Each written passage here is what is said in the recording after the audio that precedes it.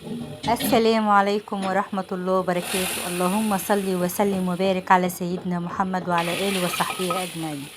أكلتنا النهاردة أكلة صعيدية من الدرجة الأولى. ما هو لازم الواحد برضه يحن الأكلات زمان وما ينساش أصله. بجد أكلة تحفة وجميلة ومش مكلكعة خالص وسهلة في نفس الوقت خفيفة من غير بقى تسبيكة في الحر دوت. بجد تحفة وطعمها يجنن ما شاء الله، جميلة جدا. يلا نسمي الله ونشوف هنعمل ايه. اول حاجة انا جبت الفرخة غسلتها غسلة كويسة الاول ونقعتها لمدة ساعة في الملح والخل والليمون، وحطيت كده ورق لورا ومعلقة سكر وسبتها في المحلول ده لمدة ساعة. بعد كده شطفتها. هنا انا جبت بصلاية كبيرة مفرومة وحطيت عليها ملح وفلفل وابدأ كده ادعكها في بعضيها كده. عايزه اقول لكم التتبيله دهيت بتخلي طعم الفرخه جميل جدا، بتفرق فعلا في الطعم عكس ما تسلقيها كده. طبعا بقى انا فاصله الجلد كده من الفرخه عشان اغسلها كويس من جوه عشان بتبقى طبعا فيها ماده لزجه. وبدات كده اتبل بقى بالتتبيله بتاعتي ديت كده تحت الجلد وما بين الوراك وفي البطن. جربيها كده وسيبيها كده لمدة نص ساعة في التتبيلة دهيت، او لو مستعجلة عادي ممكن تسلقيها على طول مفيش مشكلة. بس عايزة اقولك بتفرق في الطعم خالص. جربيها كده مش هتندمي. طبعا بقى انا جبت هنا الحلة وكانت المية غليت خلاص. كنت كتفت بقى الفرخة هنا وابدأ بقى انزل بالفرخة والكبد والقوانص زي طريقة زمان بالظبط. كنا زمان بنسلق الكبد والقوانص معاها، دلوقتي بقى بقينا نحوش الكبد والقوانص ونشيلها في الفريزر. حطينا بقى طماطم وحبهان وورق لورا، وهحط كده برضك ملح وفلفل اسمر. ومش هحط بصل لان انا كده كده اوريدي انا حاطه بصل. لو تابعتيني لحد هنا ما تنسيش اللايك والشير والاشتراك في القناه عشان يوصلك كل جديد. وننزل كده في التعليقات نصلي على النبي. واهم حاجه نحط اللايك هو اللي هيرفع الفيديو. هنا بقى الباميه كنت غسلتها وسبتها تنشف كده على فوطه. اهم حاجه ما نخرطهاش وهي مبلوله، لازم تنشف الاول عشان بيبقى فيها ماده لزجه. هنا برضو قلت اوريكم كام واحده كده. شلت الراس بتاعتها وبدات امحها من تحت كده داير ما يدور، مش بقشطها حته واحده. تمام كده. يبقى اول حاجه احنا بنمسك الباميه نغسلها الاول غسله كويسه، واقوم جايبه فوطه وفردها عليها تنشف، او حابه تحطيها في مصفى بس انا بفضل فوطه احسن. واول ما كده تنشف اهو ابدا اقمعها. شايفين كده انا بقى بعملها داير ما يدور من تحت وبشيل الراس من فوق. وابدا كده اخرطها.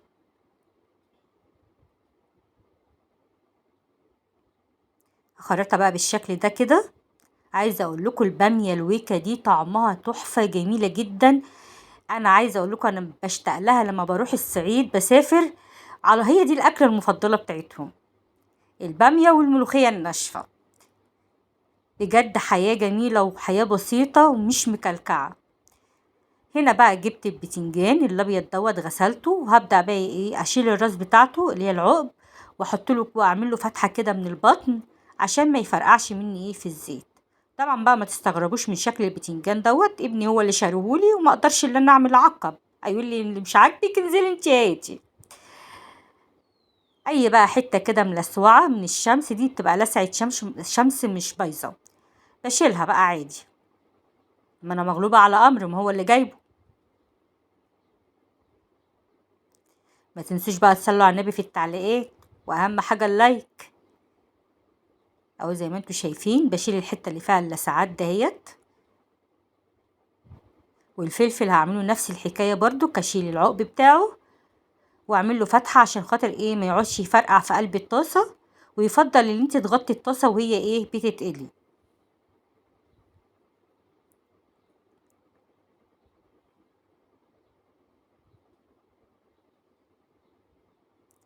هبدا بقى نعمل التتبيله بتاعتها. هحط كده معلقتين من الثوم المفروم عليهم هريسه شطه، طبعا انا مفرزاه، وهحط كمون وملح وشطه. يبقى التوابل بتاعت تتبيله المخلل ملح وشطه وكمون. تمام. وهحط طبعا معلقتين من الثوم المفروم وعلى معلقتين كبار كده من الخل، واعصر كده ليمونتين عليهم.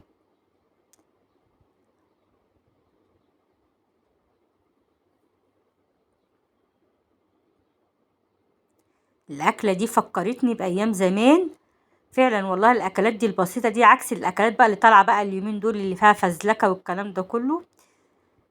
هنا بقى كان الزيت سخن معايا، وهحط بقى البتنجان.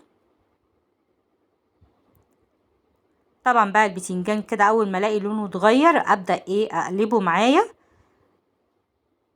مش بسيبه يحمر قوي، بس ياخد اللون بس كده، وانتي بتجسيها بالشوكه بتشوفيها ان كانت طريت ولا لا.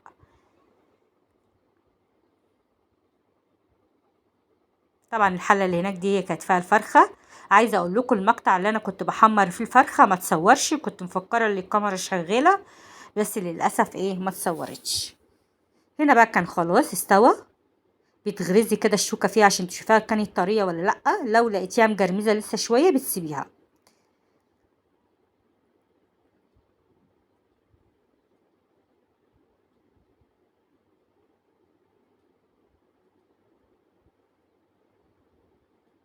ما تسرحيش خليكي معايا.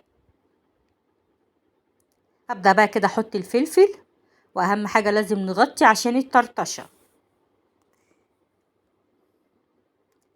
كده كان خلاص اتقلى معايا.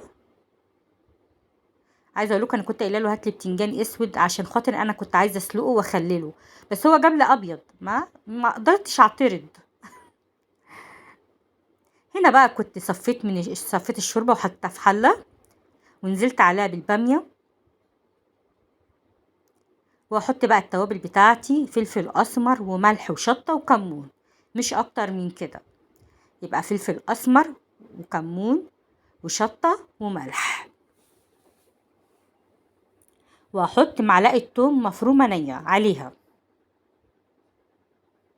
واسيبها كده لحد ما تستوي، واقول لكم هنعمل فيها ايه. ادي كده معلقه التوم حطيتها مفرومه، واسيبها كده بقى تستوي. ابدا بقى اخلي البتنجان. عايزه اقول لكم كان سخن وانا مستعجله على عمايل الاكل، الواحد صاحي متاخر. بس عايزه اقول لكم والله الاكله دي ما بتاخد وقت خالص نهائي. ابدأي بس كده بغسيل الفرخه وتبليها كويس واسلقيها، وابدأي بقى حضري في الحاجه. هتبصي على ما الفرخه تستوي هتكوني انت مخلصه الاكل كله، وبالفعل هو ده اللي انا عملته. حابه بقى تعملي جنبها رز، حابه تاكليها بالعيش، هي اصلا اكله بتتاكل بالعيش. بس انا كان عندي رز بشعريه برضو حطيته للولاد، الولاد اصلا مالهمش في العيش. بس انا عامه هي عامله زي الملوخيه كده بتتاكل بالعيش. ادي كده خلاص البتنجان خلص معايا، والباميه كانت استوت خلاص اهيت. طبعا هي ما بتبقاش لونها احمر كده، هي بس عشان خاطر انا حاطه لها شطه، والشطه دي بتاعتك انت اختياري. هبدا كده اجيب المضرب السلك اليدوي وافركها كده فيها. انا عايزه انعمها شويه، ما تبقاش الخرط فيها سليمه. يعني حتى لو فيها واحده ولا اتنين سلام مفيش مشكله. بصوا هو انا عايزاها بالمنظر ده كده، ونفس السمك بتاعها كده. ما بتاخدش وقت خالص، يا دوبك 10 دقايق وبتكون استوت على النار. هبدا بقى اعمل لها الطشه. جبت كده معلقتين زبده كده كبار، على معلقتين توم مفرومين، وابدا كده احمرها عشان اعمل لها الطشه زيها زي الملوخيه بالظبط.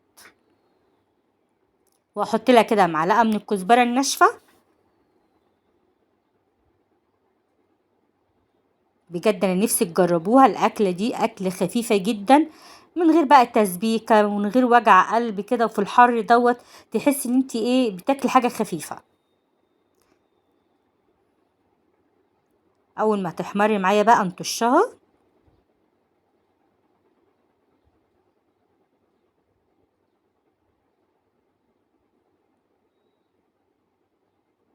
كده خلاص خدت اللون بقى الذهبي دوت.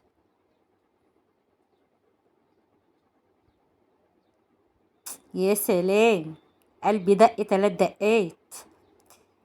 بجد أكلة جميلة جدا جدا، ويعني بترجعنا كده لذكريات الماضي. حاجة جميلة بجد. دي أكلات أهالينا بتاعت زمان. نغرب بقى كده الطبق، وزي ما قلت لكم هي بتتاكل بالعيش اصلا، بتتعمل لها كده ودن قطه كده، ويا سلام بقى عيش. وادي كده خلاص الاكل كان خلص معايا، ما خدش اي وقت خالص، بجد تحفه جميله جدا. واعملي بقى ودن القطه كده وعيشي حياتك. يلا اتمنى تكون الوصفه عجبتكم، واستنوني في وصفه جديده من وصفات لومه، واشوف وشكوا على الف خير.